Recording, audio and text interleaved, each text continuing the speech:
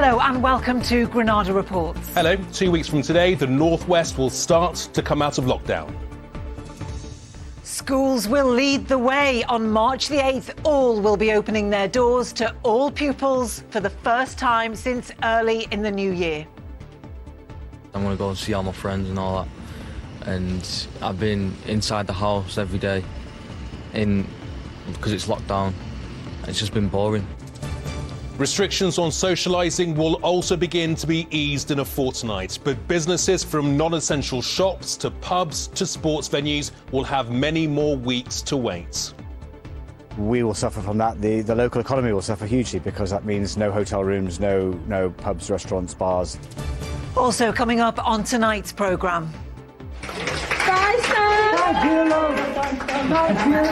Stands the man. We catch up with the 91-year-old who's become an inspiration after his battle with COVID. And it was a beautiful start this morning in the Isle of Man. Expect a very different picture tomorrow morning. Some wet and windy weather to come for some of us. Find out where and when in the forecast.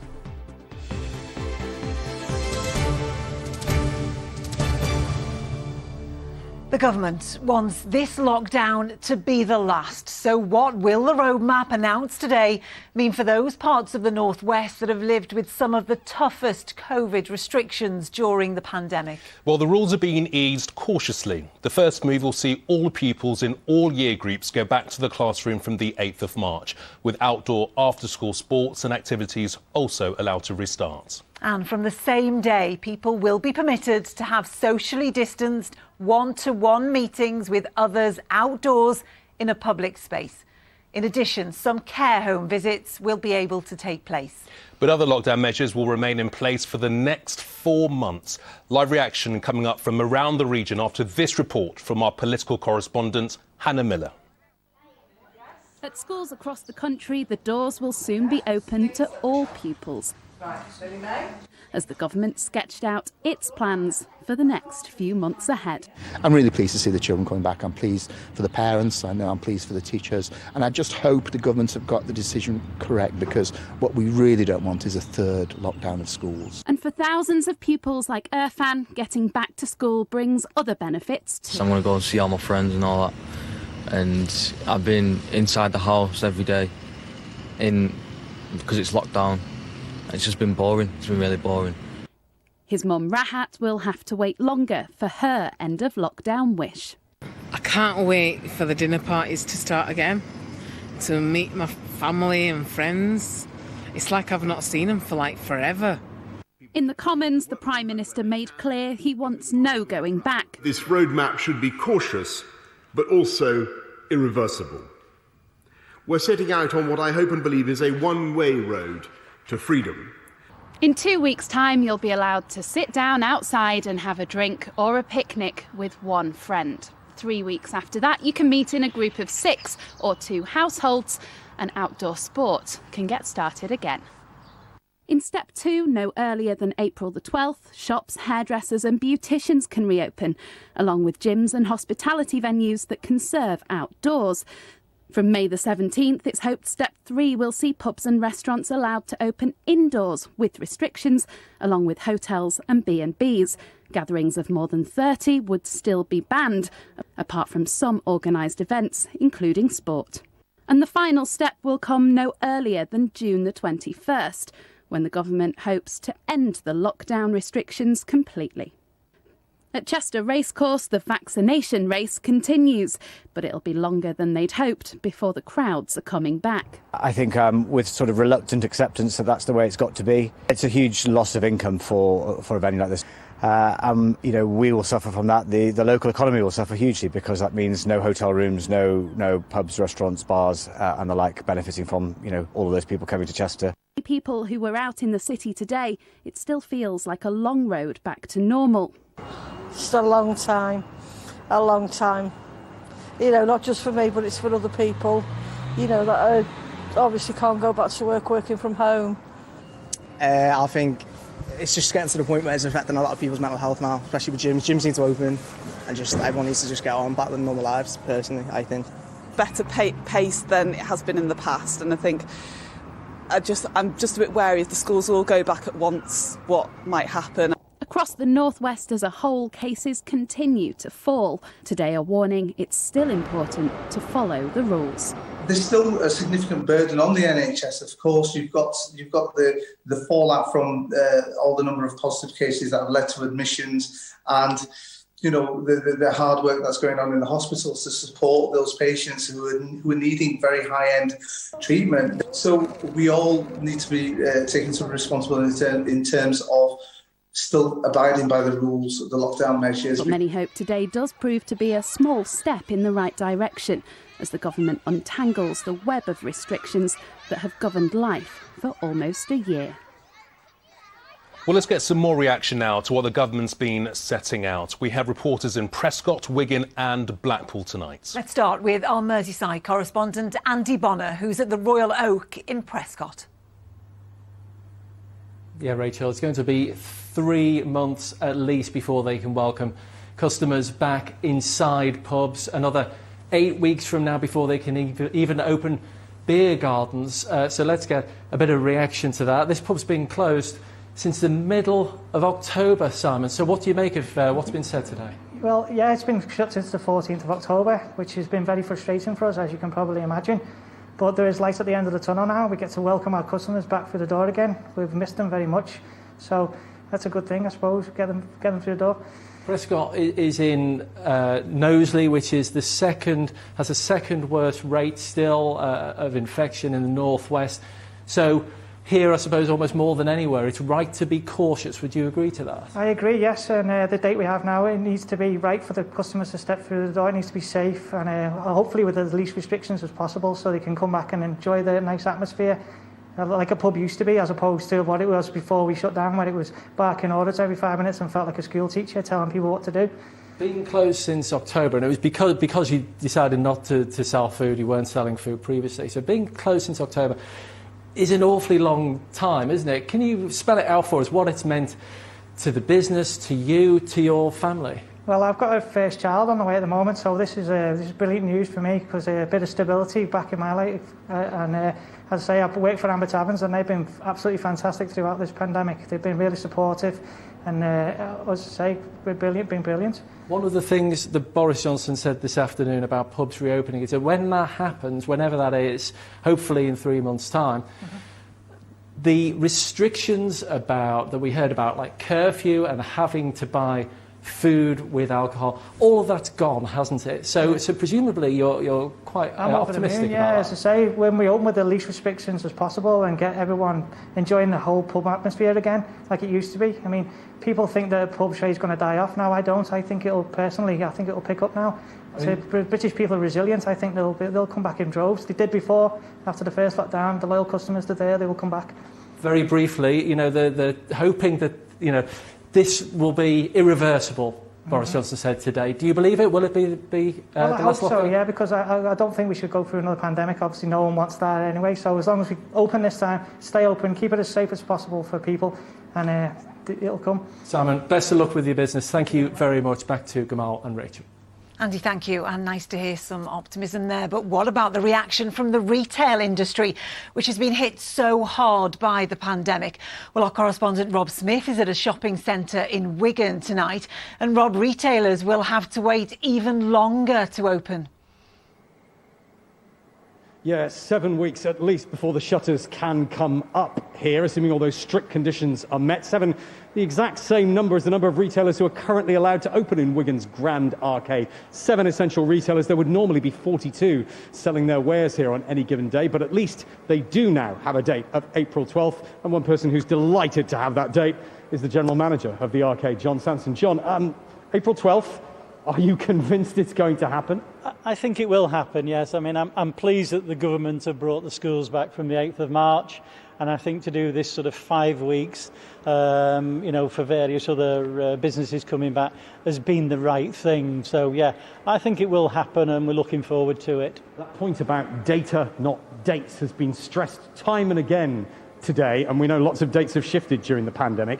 If the 12th doesn't happen, how much damage is that going to do? I think that'll do immense damage to retail. I think retail nationally, we've had 3 lockdowns. That's why if this lockdown does continue or go any further, we want it to be the last one. That's the main thing. We want to get back to some sort of normality. You've already lost retailers during lockdown. Topshop, which is just behind you, is not coming back. Are you convinced that all of the ones you've got left will make it in another 7 weeks? 'Cause that's still a long time. Yeah, I think so. And I mean, there's been various sort of trains of thought that, now the pie has got smaller by losing some of these tenants. Some of the other tenants will benefit from it. So, we're hoping that we see that situation here. Seen an awful lot of people in here today. And I know we're under lockdown and you've got essential stores open, but it still feels surprisingly busy. I do agree with you. I mean, we've got a bank, we've got a post office, we've got a food stores, we've got sort of pharmacy, but we're seeing about 25%. 25% of what we would normally see, which I agree with you. I think is too many for what's, really a lockdown. I mean, with 7 stores, that's still an awful lot of people. Absolutely, yeah. And I think, that's some area where, maybe the government have failed by, not, keeping the lid on it a little bit better. John, thanks for your time tonight. That date, always subject to change like so many dates. Lots of stores hopeful it will actually happen, the virus allowing it. OK, Rob, many thanks indeed. Well, to Blackpool now and what's billed as the country's largest indoor water park. Sarah Rogers is at the Sandcastle for us tonight, an attraction that's closed, Sarah. Yeah, and well, we've heard, haven't we now, that we've been told that there is light at the end of the tunnel, and gosh, wouldn't it be great to be, going down one of these slides right now. But what will this mean for a town like Blackpool that relies so heavily on tourism? Here at the Sandcastle, an indoor attraction, they're hoping that they can reopen on the 17th of May. I'm joined by the Managing Director, John Childs. So how's that going to sit with your estimates? Is it good or...? Yeah, no, it's great. I honestly thought it was going to be something like July. We're going to miss out on our 35th anniversary. So, yeah, delighted, really. Delighted, but it's the 17th of May. You're going to be watching lots of other attractions open before you that are outdoor. How does that sit with you? Yeah, I feel really happy for them. And we've got, 2 of those world-class attractions, Blackpool Zoo, Blackpool Pleasure Beach. So, yeah, just delighted for them. Delighted that Blackpool can start opening up. We're ready and waiting. What will it mean to you to have a peak summer if you get one? Yeah, like a giddy kipper, really. Just have everybody back, all our guests. They've been waiting for so long, emailing us when are you opening, on the social media. So, yeah, it's going to be great. But you said that you still need help. Yeah, without a doubt. I mean, the last 12 months has been quite crushing. So, we'd need the furlough to continue. Business rates relief for another year, and VAT as well. We only opened 3 months last year, so we could do with that continuing for another year for sure. So even if you're open, a long way to go really to get back to where you were. Yes, but I mean, this is the beginning of a great new adventure, the way we see it. And you're hoping that you can actually, well, you're going to open a bit longer this year as well, haven't you, to make up for last year? Well, yeah, the idea is we'll continue throughout the the winter weekends. We were actually planned to shut in, but we've been able to pull forward some of those maintenance works. So, yeah, we're looking forward to a longer season. And the illuminations is also going to go on for longer, and for the 25,000 people in and around Blackpool that rely on this sector, well, many of them will be hoping that this is the final time that they'll have to go through this. The very best of luck to the team at the Sandcastle. Sarah, for now, thank you. Well, on to more of the day's news now. And the government has been urged to step in to save up to 800 jobs at the Vauxhall car plant in Cheshire. The car firm's board is meeting this week to decide the future of the Ellesmere Port plant. They could choose to build a new hatchback Astra at the site or close the plant and build a new model elsewhere. A spokesperson for the Department for Business said officials regularly speak with all automotive companies, but it would not comment on speculation. An investigation has been launched after a warehouse fire which prompted a major incident to be declared in Manchester. 125 firefighters were scrambled to the blaze in Holland Street in Denton yesterday afternoon. Smoke from the fire led to part of the M67 being shut and some homes evacuated. A police force has apologised after it issued a campaign warning that being offensive was a crime. The message was displayed on an advertising van on the Wirral and designed to encourage people to report hate crime. But it was widely condemned on social media, and Merseyside Police later issued a statement to clarify that being offensive is not in itself an offence.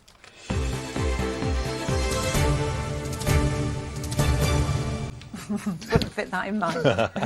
But next tonight, we catch up with a man who stole all of our hearts. Many of you will remember the wonderful moment when 91-year-old Stan Swift finally left hospital. Yeah, Grandad Stan spent weeks in the Royal Liverpool Hospital, and at one point his family were told to prepare for the worst. But Stan has said the dedication of medical staff and the love of his family, of course, has got him through. Victoria Grimes has this report. It's a moment that touched the hearts of the nation. 91-year-old Stan leaves hospital after beating coronavirus. On his lap, a photo of his late wife, Anne.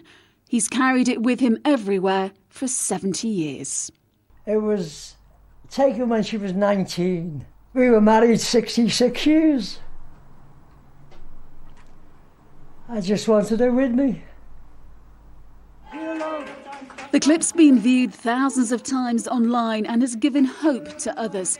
Back home, though, Stan's a bit surprised by all the fuss. You've become a bit of a celebrity. I'm amazed that such as yourselves are interested. It's nice for people to ring up and say, hey, you've done well there, and you know, because you might be fighting back against the COVID, but you don't know that when you're laid in a hospital bed. I can quite understand why people just give up. Where I fought back, I don't know.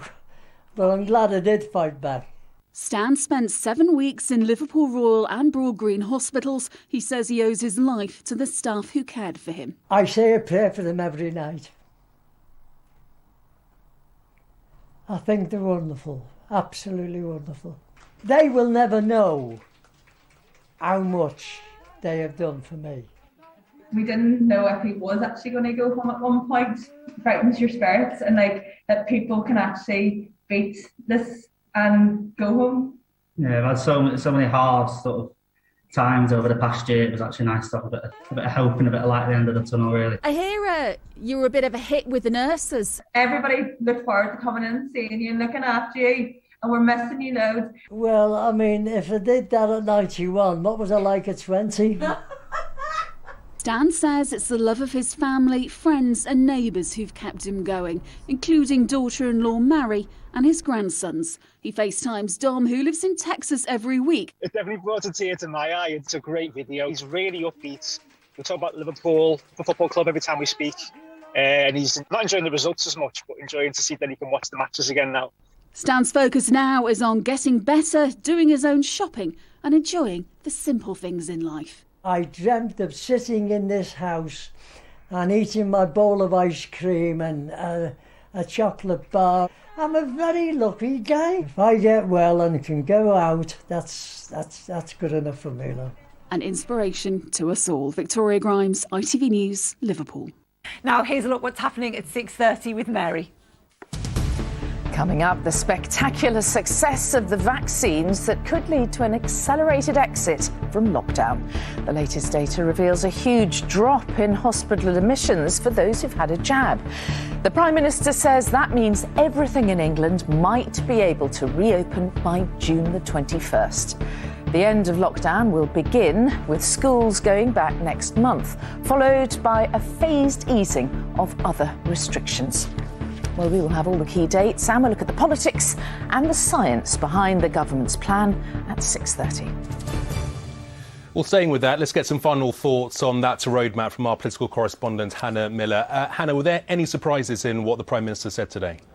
Well, the reaction from politicians in our region has been fairly muted today, Gamal, and I think that reflects the fact that this is both complicated and that they recognise that it's finely balanced between needing to control the virus and also reopen up the economy. There was some surprise from the head teacher who I spoke to earlier, who was surprised to see that all primary and secondary pupils are going back on the same day. In reality, for secondary pupils, that might end up being more of a staggered start because the secondary schools will be required to test pupils twice a week, and that might take some time to set up. The other key thing for our region is the Prime Minister saying there will be no return to those infamous tiers that we've seen, though he didn't rule out some kind of local restrictions if a variant does get out of control. The infection rate in our region is still falling more slowly than elsewhere. All of this is driven, the government says, by data and not dates. OK, Hannah, thank you. Now, away from the Prime Minister's roadmap out of lockdown, we're off down the M6 to Wigan to meet Derek Taylor. For Derek, the usual array of plants and shrubs in his garden just will not do. No, he's gone for something far more eye-catching. Paul Crone went to address the elephant in the room, or the garden, to be a bit more precise. Fir tree fishery at Apley Bridge near Wigan, home to an abundance of fish and a 9-foot animatronic elephant. No, you've not lost your marbles during lockdown. A life-size animatronic elephant, complete with moving head and beating chest. The power-driven pachyderm is now owned by Derek Taylor. But why, Derek? I mean, why?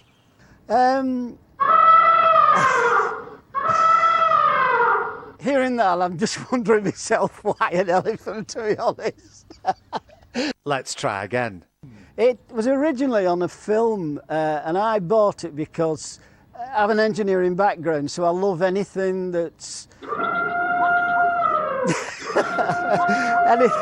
And once more with feeling? The really weird thing about it is it actually breathes, and I find that like very disconcerting, to be honest with you. But yeah, I absolutely love it. The elephant does stand out like a fish out of water at the fishery, but there's more to see.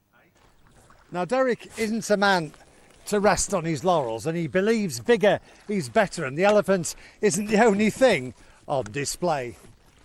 Morning. Yep, a crocodile. A crocodile. But can we also tempt you with a large gorilla? Or perhaps a tiger having a good old scratch on a tree. There's even a bear in the woods somewhere, but we think he's probably hiding from the gorilla. In a location that would have Sir David Attenborough waxing lyrical, Fir Tree Fishery has branched out into providing just a little merriment in tough times. We're in a very dismal time and everybody's low, fed up to the back teeth. You might well laugh. The latest addition is this beauty from the movie Predator. And I'd take a closer look if only I could get to the shore. Oh dear. Paul Crone, ITV News, Apley Bridge. No words. No words. Well, Derek's elephant is bringing some cheer to Wigan. Weather now, here's Joe.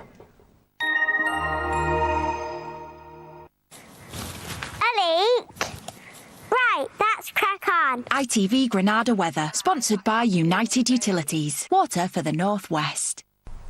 Thank you very much. Good evening to you. Some rather wet and windy weather to come over the next 24 hours for some places, but on the whole, things settling down through this week weather-wise. It will be windy, but winds will die down from midweek. Temperatures are picking up, becoming very mild, and there'll be some sunshine to look forward to for all of us during Thursday and especially Friday.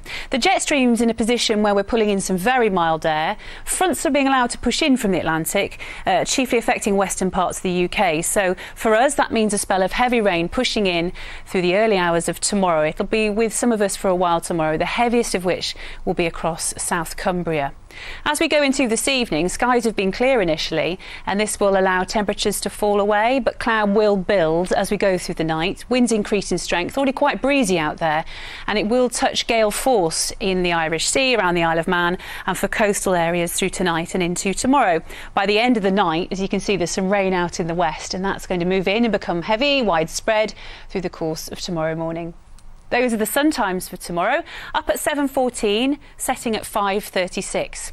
Now tomorrow, the heaviest of the rain tracks up through the course of the morning, heavy in the Isle of Man, parts of South Cumbria, North Lancashire, Merseyside, Further south, across parts of Cheshire, Greater Manchester, a much drier day. Quite a good deal of cloud for most of us. Windy across the board, but really windy in the Irish Sea and for coastal areas. And up on higher ground, Transpennine routes could see some crosswinds. Temperatures will be mild tomorrow, very mild on Wednesday. Sunshine to end the working week. Come on, next job. ITV Granada weather, sponsored by United Utilities. Thanks, Joe. Before we go, lots of reaction from you about the Prime Minister's roadmap. Terry Anton says we all need to be patient and not rush into another lockdown. Kerry says, I'm really disappointed. Boris claimed our schools were safe from the 3rd of January, then closed them on the 4th. Hard to trust it's safe to return. Jenny B said it's given me real hope and something to look forward to, as long as we can all carry on doing what we're doing in the meantime. She says, I can't wait to be with family and friends. Yeah, we're back after news at 10, and I'm back tomorrow. See you tomorrow. All the best. Bye-bye.